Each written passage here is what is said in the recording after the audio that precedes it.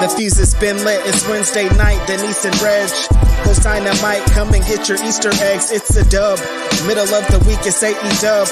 Dynamic wrestling and end your night with us, it's a must. It's Dynamite, it might combust. Speak now, we're gonna give you all the recap. Live on YouTube is where you see that. The Cali connection with the feedback. The California connection is live and in the building. It is Wednesday, February 28th, and we are here to chat AEW Dynamite. And this was the final Dynamite heading in to Revolution, which is taking place this weekend. And on top of that, this was a sort of a historic episode of Dynamite, given the reason that it was the final Dynamite in which you will be seeing Sting as an active wrestler on the show. It's crazy to think that we're finally here. We're just days away from watching Sting's last match. We got that to talk about, and we got so much other stuff to touch on in regards to Dynamite. But before we get to all of that, I'm not here alone. I'm here with Righteous Reg. Reg, what's up? Denise, it's me. I'm here too. Your favorite rapper, your favorite writer, your favorite podcaster. Hello. I'm having a good day, a good week, a good time. I'm excited about Revolution. I thought this was a very fitting way for Sting's last regular full-time appearance as a pro wrestler on TV. And I thought there was some good stuff on the show. How's everything going, Denise? You came in here ruffled, like you were dropping, like you had a bunch of notes and you're like, whoa. You dropped them all. I was like, what's Denise doing? What's going on here? I'm a mess. I've been sick the last 2 days. Thankfully, I'm not as sick as I was on yesterday's post show. I was dying, right? Mm-hmm. I feel so much better here today. But honestly, though, I'm still a little bit loopy. So it's funny because I sat here and I was like, what do I do again? What's my job? What's happening? I was sitting here and I was looking at all the buttons I had to press. And I'm like, oh yeah, that one goes first. Then that one. Then you say hello. You welcome the people. It was this whole checklist running through my head. God. What happened here? I hope we could get to this full podcast without you fully, dying, turn into a robot or whatever, malfunctioning or whatever. But I think everything's pretty good for now. Happy that you're feeling better. Everybody's sick out here. It's just nasty stuff in the air, Denise. You can't go outside. You can't stay inside. You can't look anywhere. It's weird. I haven't even gone anywhere and I got sick. I was thinking to myself, who got me sick? Me? Right. That's what I'm saying. You cannot even go outside and you're like, wait a second. I haven't even talked to anybody. How is this happening? Are you getting sick over the internet, Denise? I am. You know what? It's like viral germs. I'm going to spray everybody. There's going to be somebody on here or some rando person that's going to be like viral germs. Oh no, conspiracy theory. No, seriously. The YouTube video is dropping later tonight. I swear. Oh man. All right, guys. So we got to get right into the wrestling for today, because this was a pretty newsworthy show. I would say there was some stuff that I can't wait to talk about. Before we get right into that, I want to go ahead and kick things off with our super chats. Of course, if you want to help support this show, get your question, your comment, your statement, your hot take, your opinion, your rant, whatever it is you need to get off your chest, or you just want to support this show, please send in the super chat. It helps us out a whole lot. Thank you so much to Sheldon Jackson, as always, for gifting us with those 5 DWL memberships. Reg, I know. I'm on one today. I can feel it already. You just I just want to keep it going. I'm liking the energy, because I think if you slow down, that's when you're going to totally shut down. Roberto Arsenal says, Sting coming down from the rafters made me smile. Will Ospreay got a crazy reaction in a small Alabama town tonight. Will is a star. Damn right. Crazy 101 says, Jericho should not be in the scramble match. Hook should have defended against Brian Cage for the FTW title. And then it's effing Sting. Solid Dynamite. Let's effing go, says Crazy 101. We got Alexander Fitzgerald, who says, I had tears in my eyes seeing Sting come down from the rafters one last time. The crow gimmick in WCW got me into wrestling. Taylor Cannon sends in a very generous super chat saying, very happy for Sting. Been a fan since I was 6 and I just turned 40 last month. I'm so glad he's able to retire on his terms. With that being said, I don't need to see 73-year-old Ric Flair throwing punches anymore. And then Yes Boy says, Denise, what are your alien conspiracy theories? Well, my alien conspiracy theories is that Ric Flair should not be throwing punches anymore. Reg, I was going to text you. And then I was like, nah, I might as well save this for the air. I felt two types of sadness today. When Sting came down the rafters, I felt sadness because I'm like, damn, that was such a feel-good moment, Reg. And like, you just got in your feels. Prior to that, I felt a different type of sadness when I saw Ric Flair throwing some punches. And I was like, oh no. What'd you think? Yeah, Denise, when the segment was happening, before Sting came down from the rafters, I was like, I don't know what's going on here. I don't know why we ended the show like this. I was very nervous. As soon as I heard Ric Flair's music, I was like, and then he started punching, and I was like, this is going crazy. Luckily, they had an ace up their sleeve with Sting coming down, but this Ric Flair stuff was... I don't want to say it was unnecessary, Denise, because Huntsville liked Ric Flair, but it was weird. So let's talk about what went down here and what actually happened. So obviously the entire week they had been promoting it as more than that. They had been promoting it at Sting's Final Dynamite as an active pro wrestler. And so the entire night, obviously they were pushing it. And throughout the night, we were seeing Matthew and Nicholas Jackson go around and trying to find Sting. At one point, they find his locker room. They go in and there's all of these bats hanging from the ceiling. And I thought, okay, cool, whatever. And then they come out, towards the end of the show, they come out there, they're, saying their shit, they're doing their thing, they're being the Young Bucks. Darby comes out, goes after them, but he's outnumbered. And then Ric Flair comes out, and I'm thinking, Ric Flair's gonna save Darby? What are we doing? The second Ric Flair came out, I thought, oh no, this is not gonna go well. Just because I didn't think that how do I say this, Reg? I didn't think that the way this segment was all planned and coordinated was the very best. Because there was really only one thing I actually cared about, and it was Sting coming down from the rafters. When he finally got down there, I thought, okay, all of that obviously was that for that really cool moment, but everything surrounding it was kind of sad because Ric Flair basically had this moment where it looked like he was going to partner with the Young Bucks, and he's holding the bat up, and then he just like drops it and then just starts punching the Young Bucks. And then the Young Bucks are obviously selling it, right? And I'm thinking to myself, no one is buying this. This is so sad. And I thought, please don't tell me he's going to take them both out. And thankfully, that didn't happen. And so they did the attack on Ric Flair. And then I started thinking, please do not let nothing serious happen in this situation right now. And then again, it was just one of those moments where Reg, it's the song that you like for a specific line and no other part. Yes. I'm on the fence because I feel like this could have been like Sting's like, it's my last moment. The last time that he was on the last Nitro, he wrestled Ric Flair. There's some things that connect here, but they should have just maybe not had him punch. That would have changed a lot here. Like faked like he was going to hit the Young Bucks and then they just attack him right into it. But the punches just took away. Yeah, you kind of had to, I don't even want to say suspend your disbelief because even my disbelief couldn't be suspended at all. I just felt, like I said, kind of sad. Mm-hmm. Yeah, but not in like the teary way, in the ooh. Yeah, you don't want to feel sad at the end of a wrestling show, especially after like this is for Sting. You don't want to go out of this thinking like, oh, this is kind of cringeworthy in points because somebody's grandpa was here. Yeah, it kind of feels like, I wonder what the thought process behind this was. If it was like, I'm assuming, Reg, that this was something that Ric Flair wanted to make sure that he got in there, because I feel like personally they could have done this in a situation where like they could have done everything they did, where he's holding the bat, he drops it, and he looks at the Bucks, and the Bucks are like, what the hell? And then, I don't know, the Bucks take him out with something. I don't know how.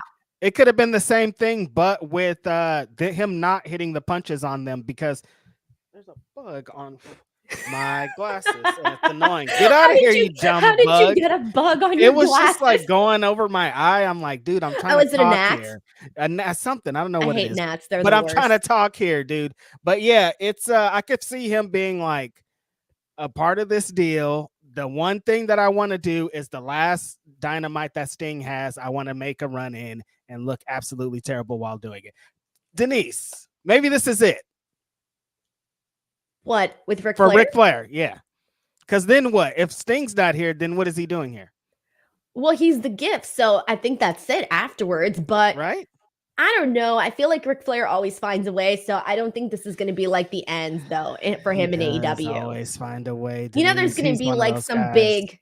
There's going to be Ric Flair's last match. Just kidding, not an actual match. I don't think Tony. Parentheses, we're serious this time. Yeah, but there's going to be like Ric Flair's last something. You know, they're going to do something. It's going to be promoted. I don't know. I can only imagine that they would do something like that just to get some clicks, maybe some clicks, some views.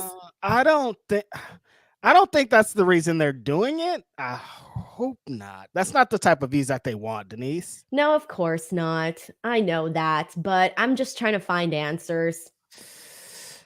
We got to see Sting drop down from the rafters, Denise.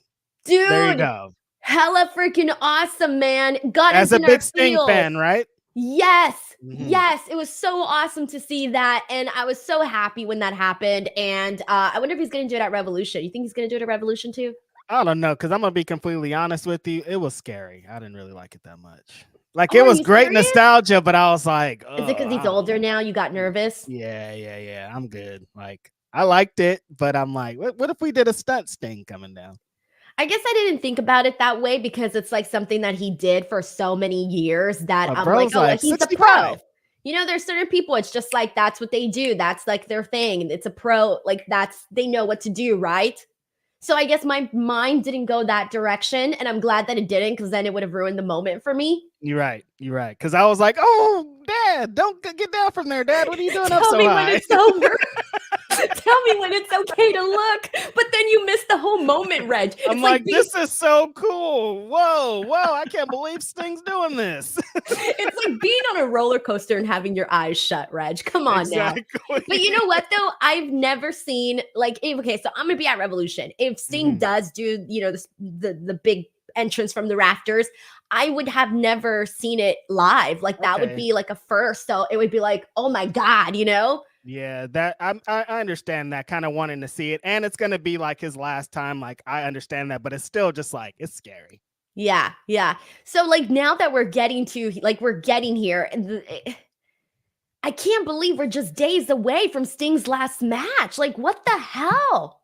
It feels weird because I feel like we've been here before because he's had a couple, like the TNA thing, the WWE thing, but like, I don't know. Those never felt final, I guess. So it wasn't that weird. It was like, yeah, Sting's going to retire, but just from this company. And now it feels like, no, Sting is retiring forever. Like, you could feel it. Like, it's in the air. They're talking about it. Every time he talks, he's like, this is it. Like, you just know it's happening. And Denise, it feels crazy. Like, we've been watching Sting, like every moment of my life watching wrestling. Like, if I was watching WWF, he was on the other channel. Like, he's been a part of wrestling. Everything that I know about wrestling, he's been a part of it in some way, and he's not going to be anymore. It's crazy. Housen says, crazy scene, Sting dropping down live. Oh, shit, you got to see it live? Awesome. Yeah. Wow. Yeah. What a moment. Grapple Geekery says Jeff Hardy got to the ring faster than Ric Flair did. Yikes. Tough one. Mike T90K says, I wonder how nervous Sting was coming down to the ring. I would have been pooping myself. Like I said, you know, Sting's done it, you know, before. So he's done it a lot of times. Yeah, but still. Just different, I guess, you know. Ebony Prince has been a DWO member for 4 months. Says, hello, everyone. I love the California connection. Thank you so much. Thank you. We got RX Merle who says, first super chat, appreciate you both. Great Dynamite tonight. Sting from the rafters. Also great opening segment. Hangman's going to tap to screw over Swerve. Good theory, and we'll get to that in just a second, but thank you so much for sending this in. I appreciate that. We got Tom Townsend who says they should have had Flair use some brass knuckles to make it a little bit more believable. Something. Yeah. Look at that. Tom came up with an idea that he could have used something. He needed a weapon. This is the Young Bucks. They've been destroying people. But yeah, Tom got it right there. If he would have just slapped on some brass knuckles, things would have been. He was holding the bat, right? Like, I'm not making this up, right? He was holding the bat. Even if you got metal in your hands, Denise, if it's going the slowest you've ever seen, like it's not gonna hurt. But you think about it. Okay, how old is Ric Flair?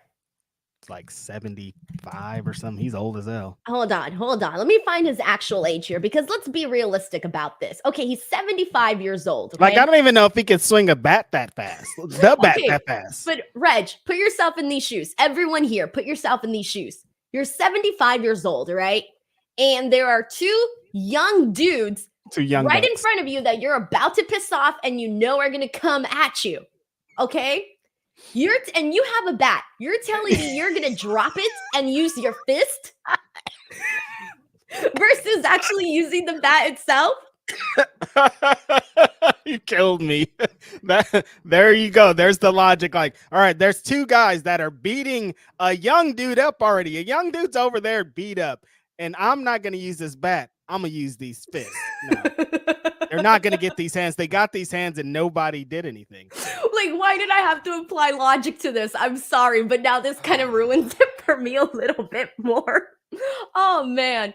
We got Rafael Garcia who says, I like that Hangman Swerve is going to be an eternal feud like Eddie, Claudio, Sting, Generico, that poor Mexican orphanage. Long live Sting.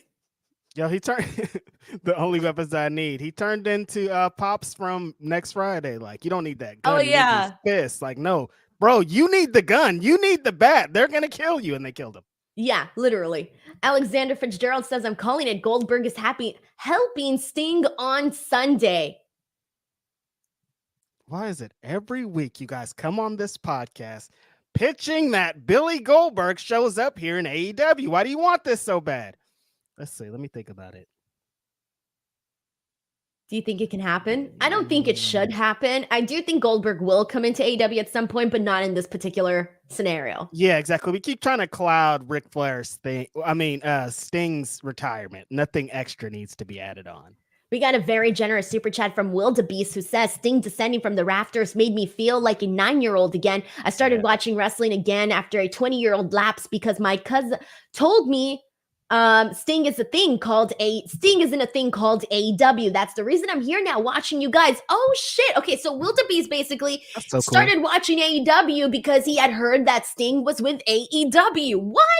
I always hear stories like this. That's how massive of a star Sting is. We talked about it on this podcast before. There's like wrestlers that have transcended wrestling, and Sting's one of those names. Like Will DeBeast hadn't watched wrestling in 20 years, and his cousin was like, hey, Sting's on, and he was like, I'm back. Like that's how iconic of a wrestler Sting is. It's crazy. Yeah, that's pretty sick, man. I love hearing stories like that, honestly, because we know that, after WCW died, like so many people, it seemed like they fell off the face of this earth. A lot of people were like, I'm good here. I don't want to watch this anymore. Right, exactly. And you can't necessarily blame them because it's like a lot of people that were like diehard WCW fans. They didn't want to go watch Vince McMahon's version of pro wrestling. So like, they went off, they lived their lives. And then, hey man, some of them, very few of them probably came back to watch some, either WWE or AEW. Who knows? Denise, like WCW and WWE were in a real war. You know what I mean? Some of those fans were like, no, WWF's the worst thing ever, and we won't watch that. And when this company dies, we're out of here. We're not going to switch over and become fans. A lot of people did switch over because pro wrestling's pro wrestling. But some people were like, yo, no, we're on this side and we're staying on this side. Oh, no. I know people that like, their company was WCW, and when WCW died, to this day, they still say the wrong company died. In retrospect. I'm just don't shoot the messenger, man. I'm just telling you what's out there and what people are saying. I listen to everybody. Don't shoot the messenger. But Will DeBeast, thank you so much for the super chat. We got Travis Lindsay here who says, in my opinion, rafter spots feel different after Owen. Yeah, of course they always do, man.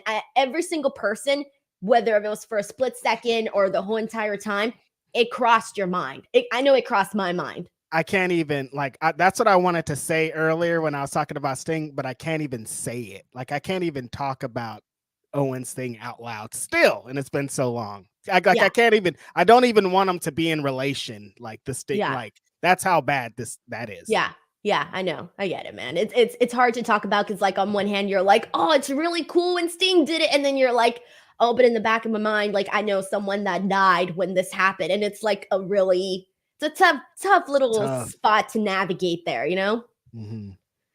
You know what's crazy is that when I was thinking it as we were talking about it, you didn't say anything, I didn't say anything because we both didn't feel comfortable saying anything about it. Right. Yeah, it's everybody's still thinking a touchy subject still, Denise. Like Mike T90 says in the chat that everyone kind of thought about it. And it's like everybody thought about it just because that's such a prominent wrestler. That's like one of the craziest wrestling moments of all time. So like that crossed our mind, but I don't even want it to. You know what I mean? But it's like it's inevitable. Right. I know what you mean. I get it. I know everybody was thinking it, and everybody was thinking it sort of privately, I feel. We got Grapple Geekery here who says, for the record, I meant Jeff Hardy's debut. Jeff Hardy's debut when he stopped to dance before he rescued Matt. He still made it faster than Rick. Sting dropping from the rafters rolled so hard, though, was scary, Reg. Okay, see, I didn't know he was talking about Jeff Hardy's debut. I thought he just meant Jeff Hardy in general.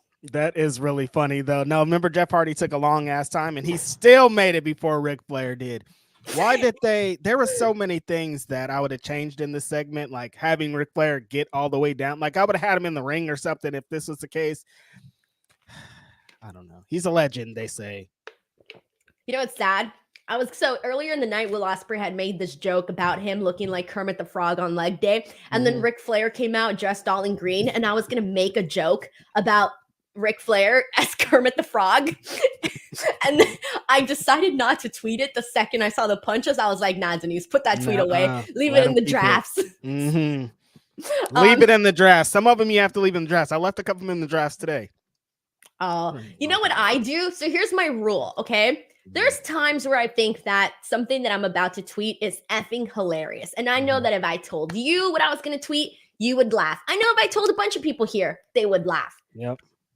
But there's always going to be that what if this is not the right joke to make, right? Or like someone will take it the bad way. So my rule when it comes to Twitter and jokes is I always send, if I have a little feeling that it might be something like that's not that funny, I make sure to send it to somebody else and I say, what do you think about this? Like, would you post this on Twitter? Tell me, like, will I get heat for making this joke? And it's yes every time, huh? It's yes every time. And then when that happens, what I do is, because I need to get it out, right? Like, you know, when you got a joke, you gotta get it out of your system. I then text it to you or I text it to somebody else and I'm like, yo, check it out. I got this joke. Yeah.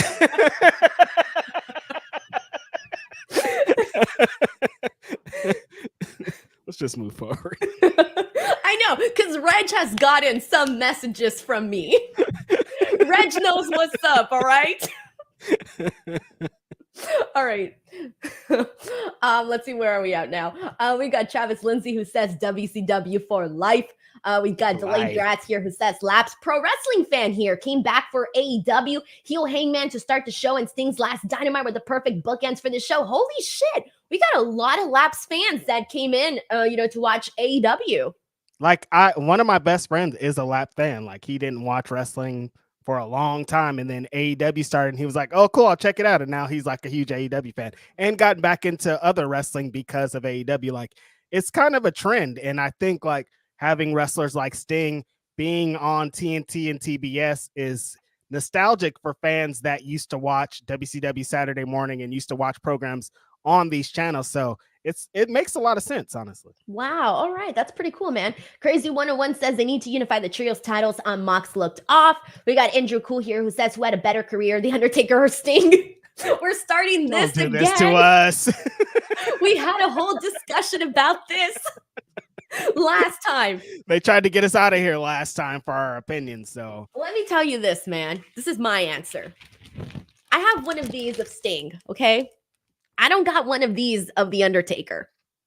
That's it. That's not really a good answer, but it's my answer for today. I already gave like a whole 20-minute spiel on this last time, huh, Reg? Bring up that picture of Undertaker's YouTube face and just post it right there, and I'll be like, that's why he loses. Dude, what the hell? This isn't fair. Can I just say it's not fair to the wrestling YouTubers of the world out there to be having to be competing in the year 2024 against the effing Undertaker. You're not winning. Yeah. If it's the Undertaker or some random YouTube face, I'm picking the Undertaker. What do you mean? I know him.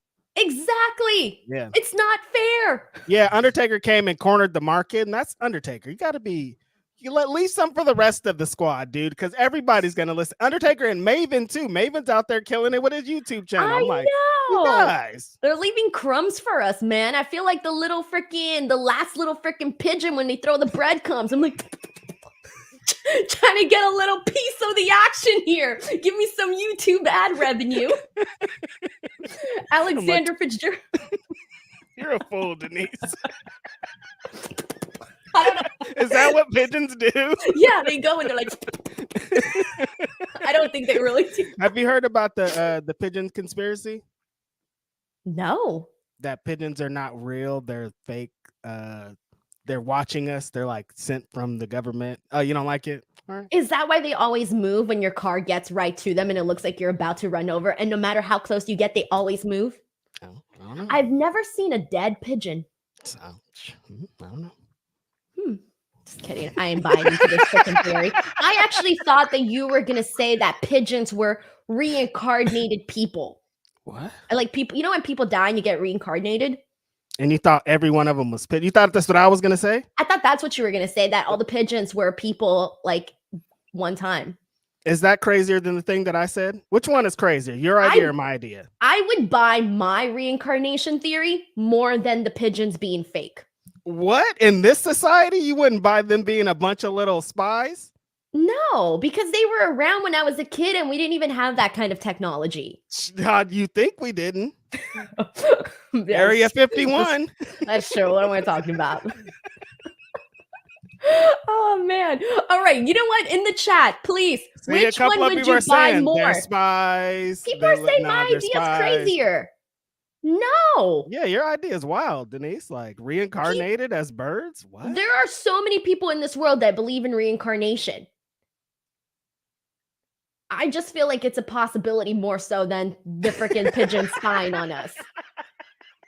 Denise, we are being spied on it all right now. Some was watching our podcast, and you don't think there could be birds that are spies? No, you the said feds it. are Remember, watching us. Every time you try to run one over, it just hops out of the way. It'll just be chirp, chirp, chirping right next to you while you're eating a sandwich at the park, and you're like, dude, is this bird listening to me? Definitely. Oh man. All right. God dang, I don't even know what we're talking about anymore. All right, here we go. This one is from Alex. You know what? I blame Andrew Cool for this, for asking about. Yeah, exactly. We had to get it away from that. I don't know. Alexander Fitzgerald says, still disappointed we never got Sting versus Cody. Is that something you wanted to see, Reg? Did we not get it one-on-one? Oh, yeah, because Sting wasn't doing one-on-one matches when Cody was. But I think for Cody's sake, I think that would hit. That's one of his dream matches. But, I mean, sorry. You're like, sorry. A lot of people didn't get their dream matches. All right. Let's press on from here. We need to get into the whole situation with Hangman Adam Page, Swerve Strickland, and Samoa Joe. This was the opening segment of Dynamite, and it hit, man. It hit pretty well. So here's the gist. Hangman Adam Page comes out in crutches. He tells everybody that he cannot compete at Revolution. And this turns out to be a swerve, all right? He swerved. Even commentary said it. Mm-hmm. Swerve buys it. Samoa Joe buys it. We get some really good promos from both Samoa Joe and Swerve Strickland during all of this. But it basically ends up with Hangman Adam Page attacking Swerve with the crutches and leaving him down on the mat out. This match is still happening. We're seeing this triple threat. How did you feel about the promo work that we saw here, the layout of this segment, the swerve on swerve, and all of what we saw here? Yeah, I think after how people were reacting last week after the Hangman news kind of leaked online and people were like, I hope this match happened. And they were just all kind of like an array of different emotions. I love that they started it out with this, with Hangman coming out with the crutch and being like, I know you guys heard all the rumors because people have been talking about it for the last week. So for him to come out and tease, I thought was awesome. Swerve, though, was the MVP of this segment because his promo that he did here, just kind of running down everything, was amazing. When Samoa Joe came out and he got into Samoa Joe and the poncho at the commentary desk, I'm like, yo, Swerve is cooking this guy's like that. And I love that Samoa Joe kind of sat back and let him do his thing. That's kind of been the thing with Swerve for the last couple of weeks, is he's gotten these moments to just sit back and shine. And I thought it was another one today. And then Hangman immediately with the swerve, I thought was great because the crowd bit so hard. They were like mad that he would do this to Swerve after Swerve just had this great promo. It's like, how are you going to ruin this moment that we just had? But then also, but we like Hangman. So I don't know. Like, how did you feel, Denise? Was it like a heel move to you, or was it just like, I'm getting over on this fool? Remember, he broke into my house and talked to my kid. Yeah, to me, a Hangman Adam Page has been feeling like a heel now for the last couple of weeks. He didn't start off as the heel. I mean, shit, we were all on this man's, for the most part, on this man's side because, hell, another man broke into his home and talked to his baby in his crib while his wife was in the house too. So, it started off with Swerve being the bad guy in all of this, but somehow, the tide started to turn, and you know what? Now, all of a sudden, Swerve is starting to look, I'm not going to say like the good guy because he hasn't done anything that is so good guy-ish, but because Hangman has started to cross certain lines, different lines where he's not really being like a sportsmanship type of guy. He's sort of lacking a little bit of that. He's lost a little of the respect that he had from the fans, right? And storyline. And so seeing all of that, to me, Hangman Page is already the heel in this. Swerve's not a babyface per se. Yeah. But Hangman, it feels like a bigger heel right now. That's where my issue kind of lies, Denise, because I think what Swerve has been doing since Full Gear has been, it's kind of been a tweener role, and it's been great, but I love the heel stuff that he did before Full Gear so much that I'm like, I don't know if I want him to be full-fledged babyface, but at this point, it's feeling inevitable. Every week, the crowd's getting louder for him. Every week, the promos are leaning more towards babyface kind of promos, and it's all just kind of going in that way. So it's like, I don't know if that is going to be an option keeping him heel. I just had this vision of him being a heel world champion, and we just gotten to a place where I don't think that's a choice anymore. It's going to be like, he's going to be world champion, but he's going to be a babyface while doing it. Right. It's this weird thing because, like, yeah, I feel like I like Swerve more as a heel because that's what got him over, right? Like, people loved the sickening things that he did in that freaking death match. Like, that's really was the moment that I would say got, Swerve all of a sudden for people to really be like, oh shit, like, holy crap, right? They got invested in him after this match. And part of it was because he was being like methodical and doing all these crazy things in the matchup itself. So I do feel like that is an iteration that you want to see of Swerve as champion, but just the way that everything has played out, it feels like it just naturally went a different direction. Like, I wonder if Hangman was supposed to be a heel in the first place, or if this just happened naturally. Because then on the other hand, you also have Samoa Joe. Samoa Joe is a tough guy. He's a heel in this as well. Right? He's the heel, right? Is he? That's what I'm thinking of, Denise. Because I feel like every time that he talks, the crowd's like, yeah, but he is like, you guys are dumb though. So I don't know. It's like he always has the classic Samoa Joe swagger of like, you don't really know, he's just a badass dude. But I don't know, honestly. I don't know where I would put him on. I said it, and then I'm like, no, I don't think I might not be right in that, actually. I'm not really too sure. No, he's supposed to be, because remember they had the 6-man tag. He was on the heel side, and he's supposed to. He was against Hook, and Hook's definitely a babyface. So, and he practically killed Hook, and I don't think a babyface would kill Hook that way. Exactly. Okay, but that was weeks ago. He could have changed from then. I don't know. He changed in a couple of weeks. I loved Samoa Joe's promo here tonight. Him mocking both guys for wanting to hug it out. Him saying that he's the real man in all of this. Oh, I loved it. Yeah, Samoa Joe is so amazing in this role of like kind of not wanting to get in their way, but also being like, fools, I'm the champ. Don't forget that you got to beat me to get here. Yeah, just short and sweet. And him being like, essentially just kiss already or fight. Like, what's up? Is classic Samoa Joe. No, I really love this. I thought this was really great stuff. And speaking of just kiss already, there was a moment where two guys really got like, all up on each other's face. I was like, those people kiss already. That was this next segment that we're going to get into. And that is Will Ospreay. Really? He is officially all elite. I know. What was the thing that happened at Full Gear that we watched? What were we talking about again, Full Gear? Because remember Ospreay, he came and did a promo. Wasn't that him being officially all elite? Yeah, that's what I said. Like he came in and he said that he was going to be, he was still going to finish out with New Japan Pro Wrestling. He was officially all elite then, but he was still finishing out his duty. So now he's like officially all elite. Officially all elite. Regardless of what it is, Denise. Very exciting. Like someone brought up in the chat, the massive pop that he got in Huntsville, Alabama. Like if people were worried about, well, what's Will Ospreay going to be like in America on TV in Alabama and Idaho and blah, blah, blah. You see it. A big star is a big star no matter what. The internet is everywhere. And if you don't know or have some kind of idea that Will Ospreay is one of, or who many consider to be the best wrestler in the world, like you're living under a rock. Oh, yeah, of course. I don't want to hear none of this, like, who's this guy, and I can't learn how to Google. I mean, come on now. But for Will Ospreay, he's a special situation where, like, I feel like at this point, every pro wrestling fan knows who Will Ospreay is. Even to some certain extent, you know who Will Ospreay is. And even for the AEW fans, of course, because you know the AEW fans tend to be a little bit more hardcore. But on top of that, he's already made several appearances on AEW. He's had several big matches on AEW. So at this point, he's just, you know, Will Ospreay. And now he's officially with AEW, right? Like full time. And so the bit here that I want to get at with this is I want to start off with his promo because he was so excited to be there. You know, he was having this great time talking and saying all these things. And I probably got like 5 words from that, but it was freaking great. He was at one point, he's like talking about his girlfriend. He's talking about pizza. He says that he looks like Kermit the Frog on leg day, and he shows us his whole entire bodysuit. He's hugging out Tony Schiavone. He's talking about moments he's had in AEW.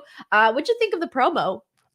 So it felt refreshing for some reason. I don't know. He felt comfortable on TV, and he's gotten in the towards the tail end of his New Japan career. He got really great at promos, doing those after match New Japan style promos. And even in his video promos that he doesn't lead up to matches, he's really good at it. So to see him just kind of be natural on the show and know that it's American television and you got to tell jokes and you got to be silly, but then you got to be serious and turn it on when it's time to turn it on. I thought it was pretty refreshing. And it's like, all right, Will Ospreay's here on American television and he's already adjusting to what it's going to be. I'm excited for this run, Denise. And I think that this match with Takeshita is going to be, it's going to be hard for anybody on this card to beat that match for match of the night. Even with how loaded this is, like that match is like set up to be the match of the night, like by far. And the confrontation they had was pretty cool. I thought it was hilarious though, because everybody was chanting Ospreay, right? Mm-hmm. And Don Callis was like the mom that's like trying to make all the siblings happy. And he was like, Ospreay, Takeshita, Ospreay, Takeshita. And I'm like, bro, no one's chanting for Takeshita right now. No one's chanting his name but you, Don. It's like when there's 2 siblings and one's having a birthday and the other one's jealous and you're like, all right, I'll get you a birthday cake too, I guess. Yes, parents do that, dude. I've seen that where it's like one kid's birthday and they're like, oh, I got the sibling a gift too, just so that they wouldn't feel left out. Sick sad world we live in. Savage. I would be pissed. I'd be like, it's my birthday. You don't get a gift. You're right. Why are you getting 2 cakes? I'm eating that cake too. That gift is mine too. Exactly.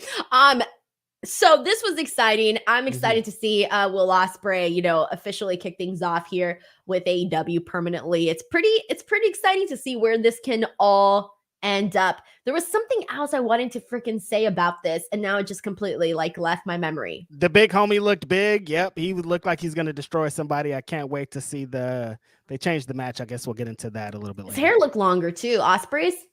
Yeah, Ospreay he's ready for this big time.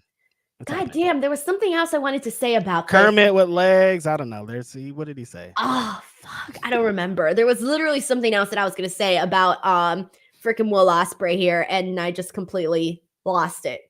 Lost it. Train of thought gone. Yeah. Mm-hmm. But let me tell you something.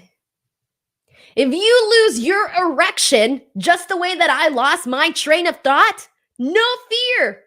Blue Chew, code Denise. Are you jobbing out in bed? Do you have dreams of main eventing in the sack? Well, have no fear. Blue Chew is here to help you become the champ. Soon you'll make your babyface comeback and get the finish. Blue Chew is the place to go for chewable versions of sildenafil, tadalafil, vardenafil. These ingredients help men achieve stronger, harder, and longer lasting erections for sexual activity. Woo! The chewable tablets help fight off all forms of ED, which can include performance anxiety and maintaining an erection long enough for sex. A Blue Chew subscription includes a free online consultation, 24/7 medical support, a prescription for chewable sildenafil, tadalafil, vardenafil, if approved, and discreet delivery straight to your door every month, all from the comfort of your own home at affordable prices. No more in-person doctor visits, no more waiting for appointments, and best of all, no more awkwardness.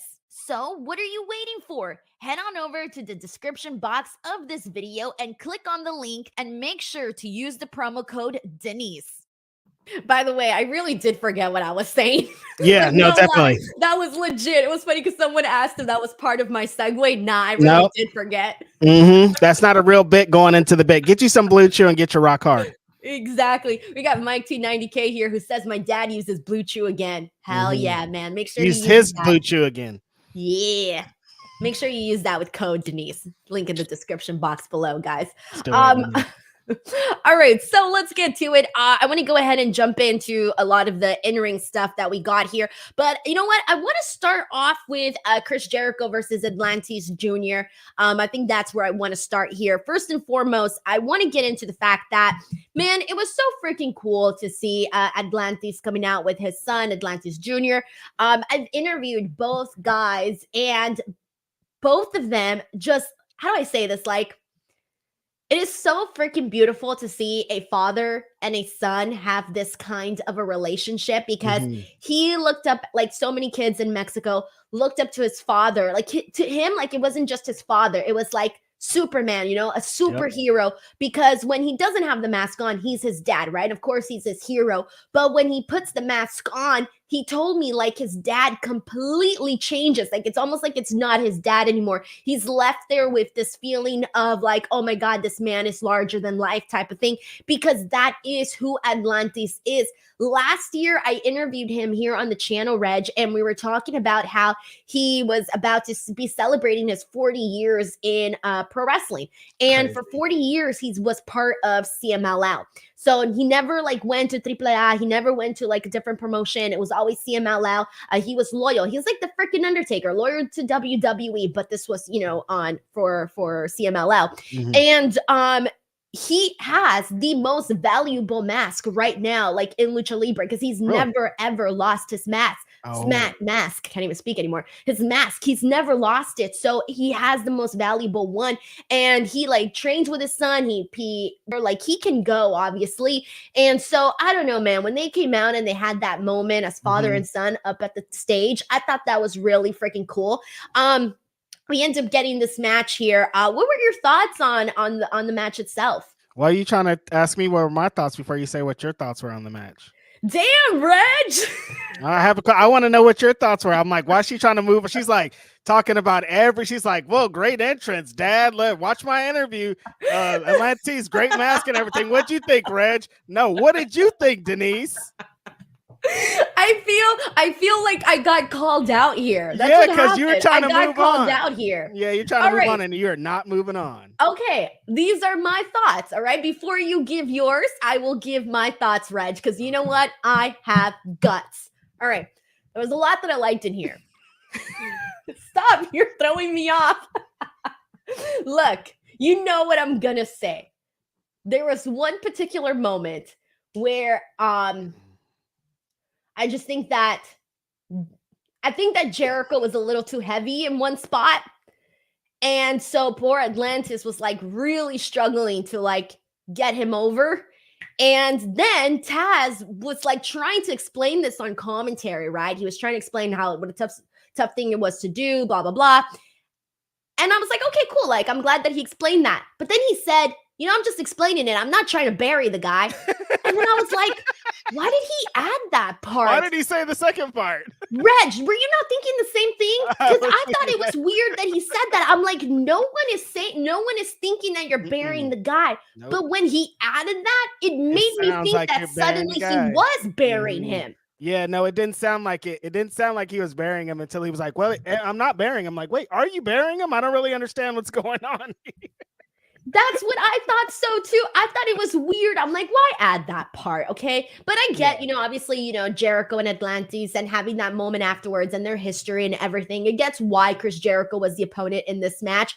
But it's just one of those situations where obviously Atlantis Jr. is going to want more opportunities. In AEW, I can assume he's going to want more opportunities. And when you're in there with someone where you can't really show 100% who you are, I feel like it kind of takes a little bit away from like you being able to be like, hey, I can do all this stuff. See what I'm saying, Reg? Your sentence just stressed me out when you can't be in there who's like, this is Chris Jericho, like one of the greatest of all time in ring.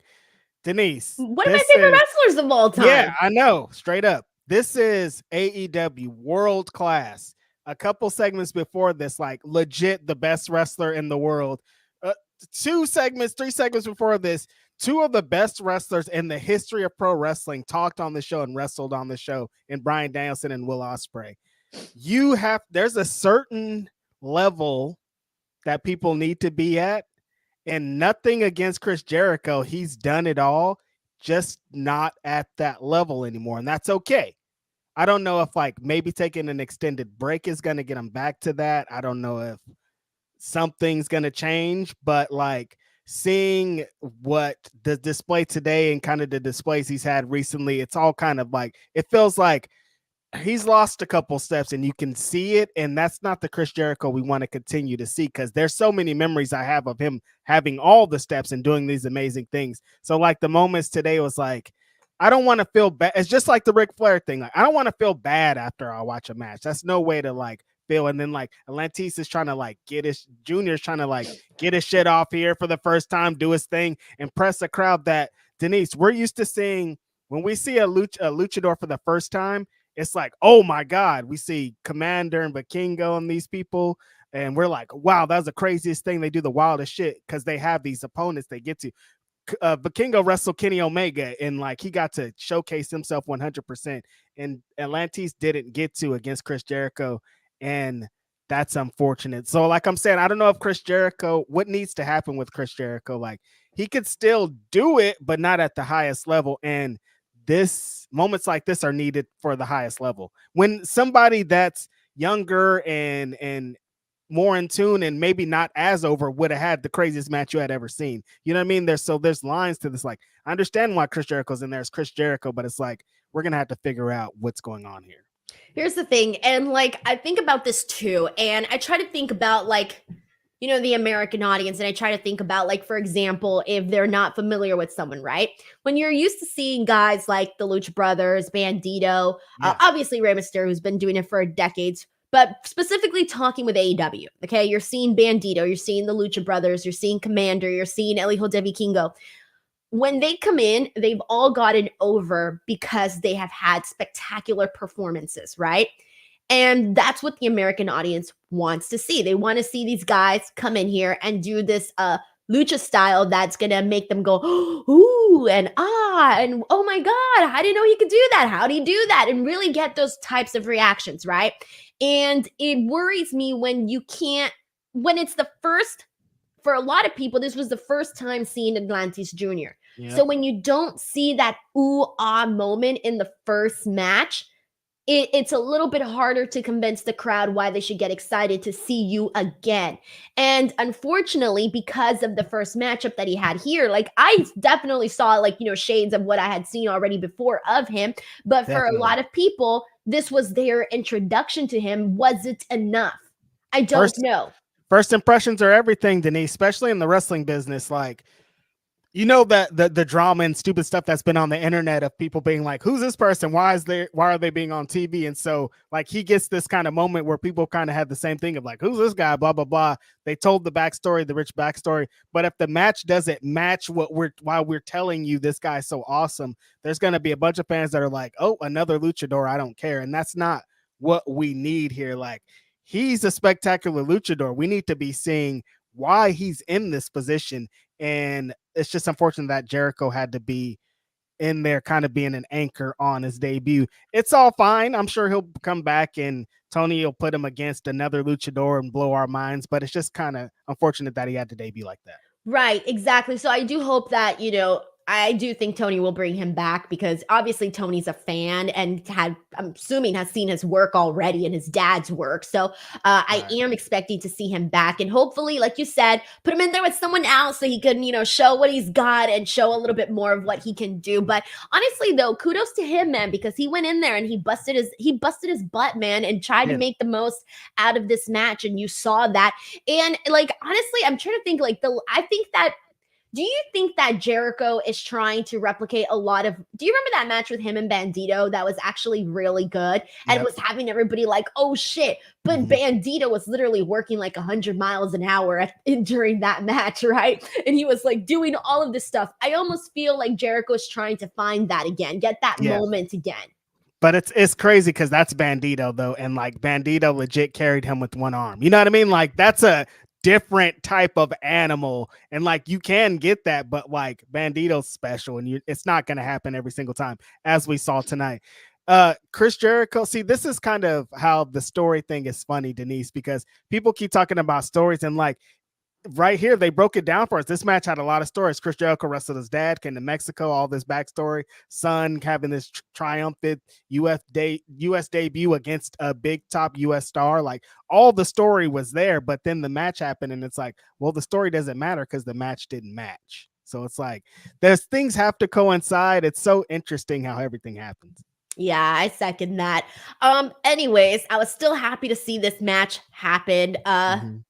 Happy to see Atlantis Jr. with his dad out there. And now we'll see when they have him come back again. I won't be surprised. He'll probably have like a match on Rampage or something. Yeah, Collision or some shit, something. Probably. All right. Let's go ahead and get into, we got 3 more other matches to get into here. I'll start it off with the BCC versus FTR and Eddie Kingston. This is literally every match that they've had. I can't think of anything new to say, man. Also, am I crazy, Reg? But is Jon Moxley always the first match on every Dynamite? He has been for like at least the last 3. Like it's probably more. Like it's probably if somebody did some data right now, they'd be like, it's the last 20. But yeah, it seems like he starts every single show. Every single show is welcome to Dynamite. The music. Every single time. It's just kind of how it is. Yes, Denise, I do agree. It's just like they've had this match before. This is what they do, but it's just still so good. It's just really good. It's like back to WCW Saturday Night. It's just one of these Saturday matches that you would get that's insane, that bangs, but it's like if you've seen it before, you've seen it before, but there's little intricacies that if you go back and watch that match 20 times, it's probably one of the craziest matches you've ever seen. But this is just 3 guys getting us to the pay-per-view. Both matches individually on Revolution are going to be dope, and I'm really loving the ending for this was everything of Bryan kicking in Eddie's head, putting him in a submission, him being out. Like I think that is really driving home their title match this weekend. So I liked it. I think it's like I'm used to seeing this match. I feel like fine. I've seen it 100 times. It's okay. And like even heading into Revolution, I'm like, I already know what I'm going to get from it. Like I hate to say it, but I already know what we're going to get with Bryan and Eddie Kingston. Yeah, specifically with the FTR and the tag team match that they're doing with freaking Claudio and Moxley. For me, it's more so of like, I already know what we're going to get. That's fair. And I don't know if that's a good thing or a bad thing, truthfully. I don't know. I just think I'm not as hot for this match, I think, as a lot of people are.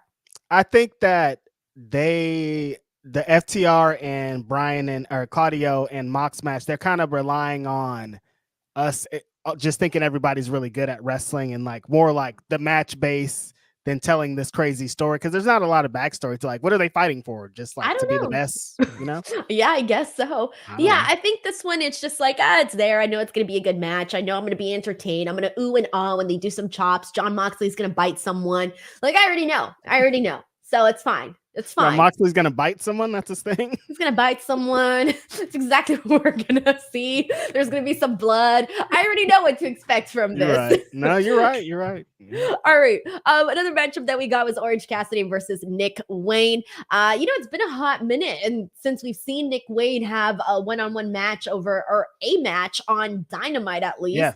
Yeah. Fun little match. I love him doing the swanton on Orange Cassidy, especially because, like, his size, and when he does it, it just looks extra, like, I don't know, I could see his limbs, so it's pretty interesting. Orange Cassidy gets the win. It's all right. What'd you think? Yeah, I did. It was nothing to really write home about, but I thought it was a fun little match. And I thought that my favorite part about this was the confidence that Nick Wayne has been showing. Like, in this match, he looked really confident. Like, he looked like the best version of Nick Wayne that I've ever seen. Like, just being next to Christian and really in kayfabe and in real life, absorbing all that energy has really shown right here. And Orange Cassidy hasn't had one of these defenses, it feels like, in a while. It feels like he's been doing a bunch of tag matches, so it feels really good to see him do one of these for possibly the last time. What? He's gonna lose his championship on Sunday. You were like, the last time, and I was like, what do you know that I don't he's gonna know? lose his belt to Roderick Strong. Oh, you think that's happening? Roderick Strong's gonna defeat him for the title? Why would Orange Cassidy keep that belt? I know he's had it for a long time. Yeah, like, he's kind of done it all with it, huh? Only reason I think that is like, because why wouldn't he? That's the only reason I have. I don't know. I honestly, this is one where I'm like, I just don't care. Whoever's fine with me, I guess. Like, I think just like the story is like, why does Orange Cassidy have the belt at this point? Like, it just seems like the most logical. That's what I'm saying. It just seems like the most logical. Like, Roderick's going to win it just because. Why wouldn't he?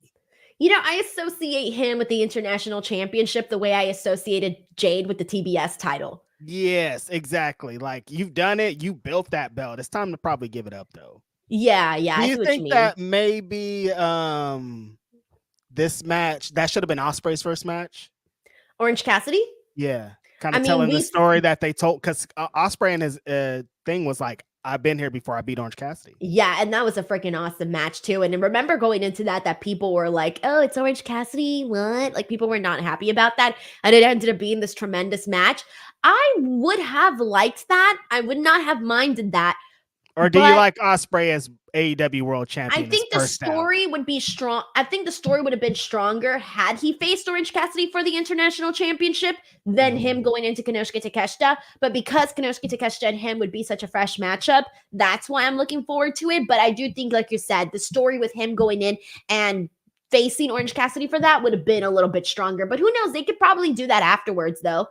So now I kind of want to, but like you said, Roderick Strong's looking like he's winning. So Orange Cassidy wouldn't have the championship anymore. I don't know.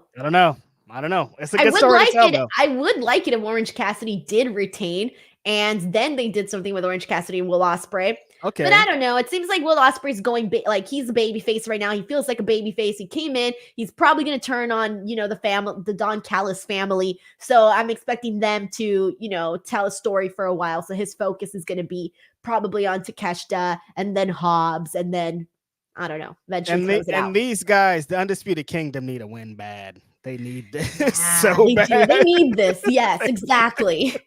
But I hate that. Giving someone a championship just because they need it.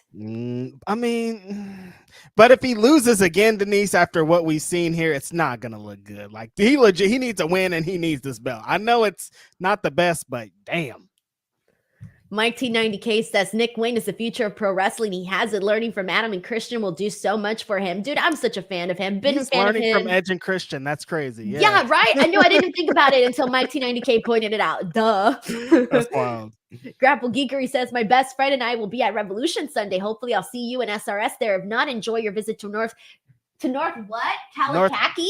Kakalaki. Oh, Kakalaki. And try some barbecue. Kakalaki. Wait, is North Carolina known for barbecue? Yeah, you better get you Oh, some yeah. barbecue, girl. Yeah, they got some good barbecue down there. Alright. Down in North Kakalaki. When you heading out, Denise? I'm leaving on Saturday morning, and then I'm returning Monday morning. So Oh, I'm you doing a literally gonna quick be there. one. Oh yeah, I'm gonna be there for like a day and a half max. Yeah, Like you're not I'm gonna have in and time for out, this. bro. Good for you. Good for you. Yeah. Appreciate it. Don't worry, I'll text you when I'm out. I'll be like, I made it. I'm done here. Oh, because I we're doing made we're doing the post show, yeah? Yeah. Oh yeah, that's a good time to promote the post show. Monday, Reg and I will be here at 2 p.m. Pacific Standard Time talking about AEW Revolution. Of course, I will be bringing you the live experience. So it'll be a good time. I'm looking forward to that. It'll be a great time. Yep. She's gonna see Stang's last match. You know, Denise, after the Jericho match, we didn't talk about them changing the meat match to the Oh yeah. We need to talk about that what do right they call now, it? The actually. scramble. So we're Yeah. not getting the Meat Madness match anymore, which I'm kind of bummed about because I was really invested in that. And the reason being, Tony Khan said that a lot of the people that I guess were supposed to be in it were injured. And I don't know, it's a little weird, but whatever. So we're I would think he was gonna include Miro and Brody King at minimum, and they're nowhere to be found. So you can't I'm do guessing a Meat Madness match with 3 guys. It doesn't hit the same as 5 guys. You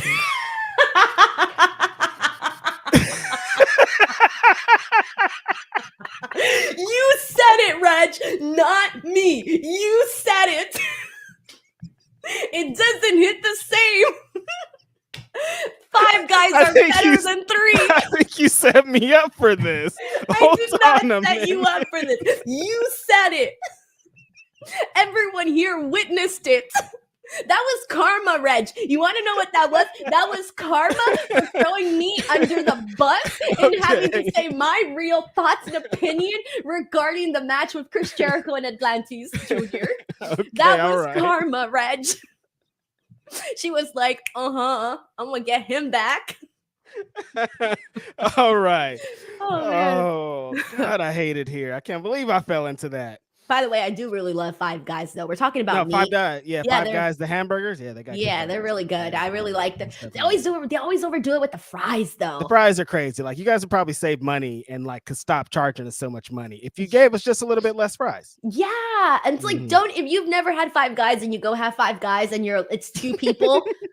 Let's say it's 2 of you having 5 Guys. Don't order 2 orders of fries. Don't do that to yourselves. Just order 1. You guys can split them. Trust me. You never had 5 Guys. You wants to have 5 Guys. I had 3 guys with 5 Guys. Take away 2. I don't like what's going on here.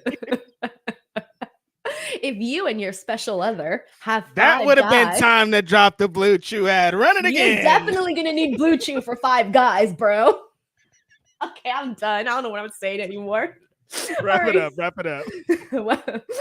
See, this is the problem, Reg. You and I don't know when to stop. We don't. We can't. We just keep going and keep going. We need a moderator. That's usually what Will Washington used to be. He'd come in and moderate, be like, "Hey, you guys stop," but he can't. He's gone. We need an adult around here. All right.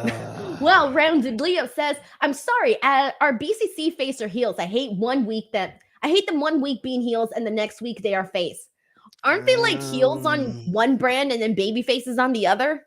I think they're supposed to be heels because Bryan Danielson is the heel in the Eddie Kingston thing. Like, he kicked his head in and he blah, blah, blah. And Mox is always like, I hate everybody here.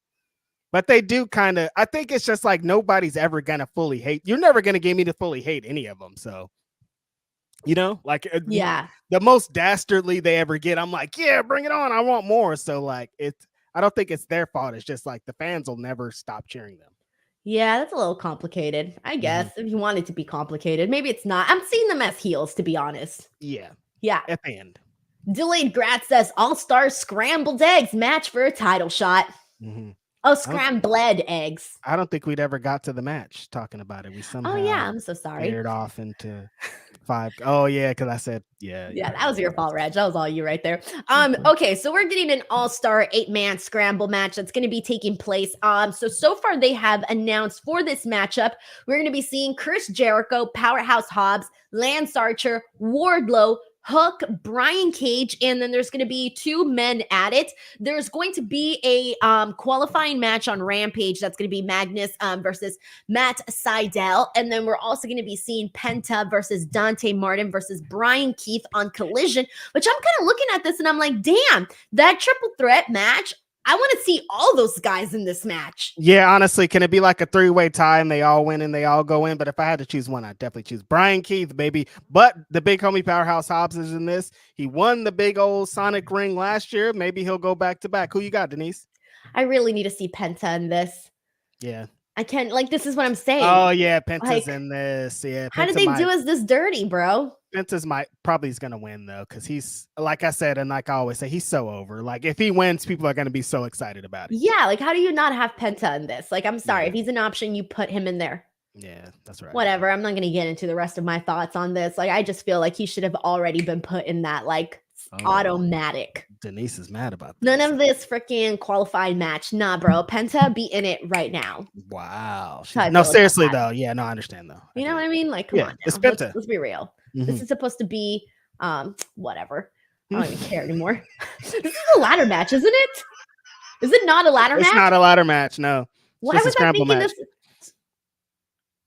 Just a scramble match. Oh, well, then I don't care. Oh, because I said something about the ring, too. I assumed that it was going to be a ladder match. I assumed it was going to be a ladder match, too. It's not a ladder match at all, you guys. It's an all-star scramble, and we said it 5 times. Yeah. No, but the winner does get a title shot, so it's same shit. Just not a ladder match. Oh, yeah, no. Sorry, it doesn't hit as hard for me without the ladder. Yeah. But I need the ladder. Chris Jericho's there. I don't know. I need the ladder, bro. Why do you think I was like, oh, yeah, it's Penta. Penta's got to be in it. Because in my mind, I'm like, Penta's going to go in. He's going to do some crazy shit off the ladder. Yeah, see, I was thinking of the face of the Revolution ladder match. Me it's too. Revolution. That's probably why I was thinking that. But yeah, no, it's a scramble. Yeah, so then why not I wonder just why do they didn't do the ladder match. That's what I'm saying. If you couldn't do the Meat Madness match, be like, oh, well, we're going to do the face of the Revolution ladder match. Huh. See what I'm saying? Yeah. It's no fun without the ladder. Hey, we got a couple days. Maybe things can change. Hopefully. Mike T90K says, it annoys me how TK just forgets his traditional pay-per-view matches. The face of the Revolution ladder match should happen every year. Should be a women's 1-2. Maybe if we start a hashtag, we can get this changed to the ladder match. Hashtag give us a ladder. Hashtag bring the ladder. From this show, Denise, we could get this match changed if we get a good hashtag together? I don't know. What if it fails and then we just look like losers? No, that won't happen. We're cool. What do you guys think the hashtag should be? Give us a ladder, TK. Give us a ladder, TK. That's pretty good. Give us a ladder, TK. Give us a ladder, TK. Hashtag give us a ladder, TK. Hashtag give us a ladder, TK. Hashtag it don't hit the same without the ladder, TK. All right, these hashtags just be crazy. Mike T90K, thank you so much for the super chat, man. Appreciate that. All right, we got one final match to get into. Chris Statlander, Sky Blue. Yeah, Chris Statlander kind of got a little bit screwed here. She got hit in the face with the freaking championship belt by freaking Julia, and Willow and Stokely were on the outside arguing. They were arguing when they came up behind her, kind of causing a little bit of a distraction there. Sky Blue gets her win, though. I don't know. What do you make of all this? Yeah, I thought there was a lot of good stuff told here, Denise. Hold on, pause. Someone said ladder crybabies. That's funny. You guys. So what happened was, there was a lot of good stuff that I liked in this match. Specifically, the match was tremendous, I thought. Statlander and Sky Blue have locked into something really good. This is their third match together, and you could tell because they were going for it. Sky Blue is just so good at this point. Like, she's improved tremendously since the last time we seen her, and her switch over to this heel persona has made her even better wrestler. And Statlander is tremendous. She was awesome here in this, kind of not just dominating the match, but kind of letting Sky take over and get into spots. The Sky, the finish was great. And I thought the story that they told with Stokely and Willow was awesome too. Of Stokely trying to be Stokely, Willow just being so pure-hearted and never letting cheating happen in front of her face, and Statlander paying for it. Really good stuff all around. Yeah, I agree with you. I thought there was a lot of good stuff there. Sky Blue has really just grown into her own, and that's been nice to see. And she still has a long ways to go, right? But she's definitely taken all of the right steps to get there. So that's been really fun. The German suplex on the ring apron, that was sick, man. That was really, really sick. I really love that. No, man, it was good stuff there, and I'm curious to see where the rest of the story goes with, Willow and Stokely and their bickering and how that ends up playing out. So that'll be fun to see.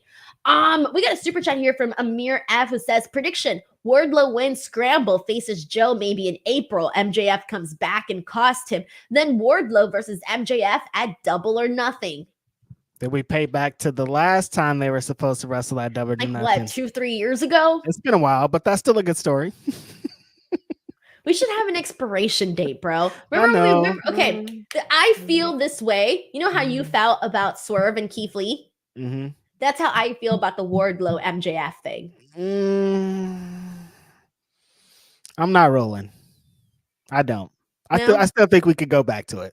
See, I feel like, that was so like 2 years ago. Like, I think that might be one of the only things to save Wardlow, honestly. Yeah, for sure. Honestly. I don't know.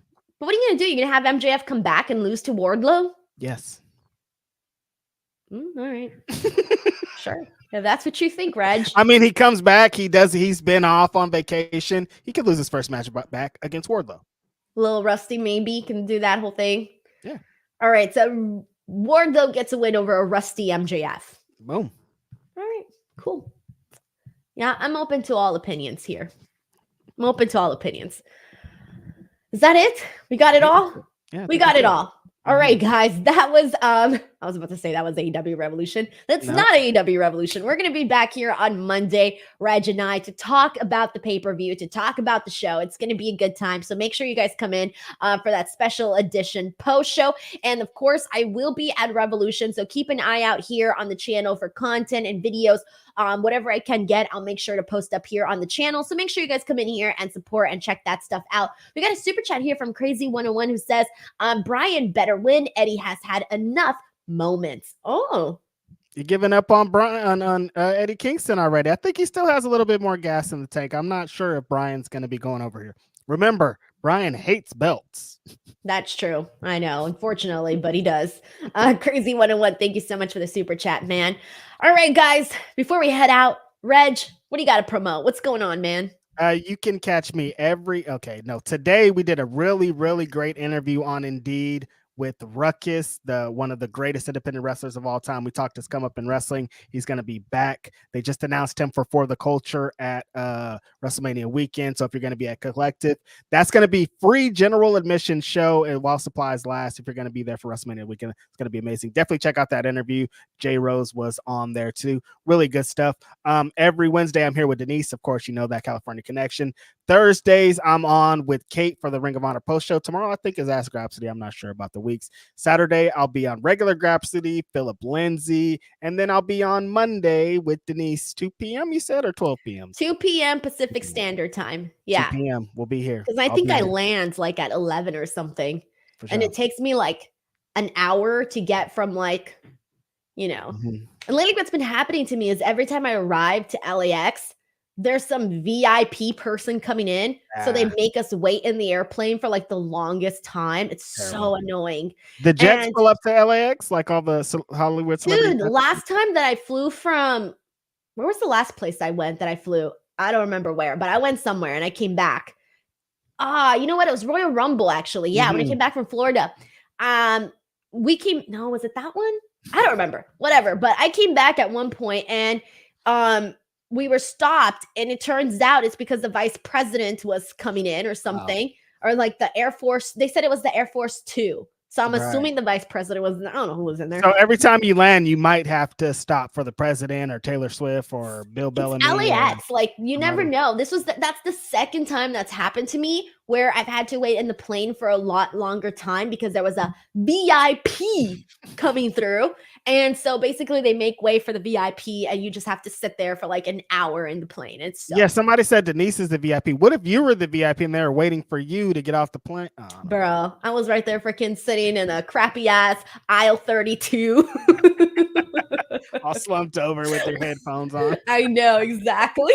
Yeah, and then from there, every time you have to, for LAX, in order to get to the Ubers, you have to go catch the bus. So you first get the bus, which is the LA exit bus, and then you get on the bus and it takes you to a parking lot, and in that parking lot, you finally get your Uber, and then you go home. LAX sounds god awful. Oh no, it's super easy. I really like it. Yeah. No, it's really easy. I made it easy for last time I was running up with like two giant suitcases because I was trying to get the bus. So I made it. I got the bus. But anyways, I'm done talking. Guys, thank you so much for everything. We'll catch you guys next time.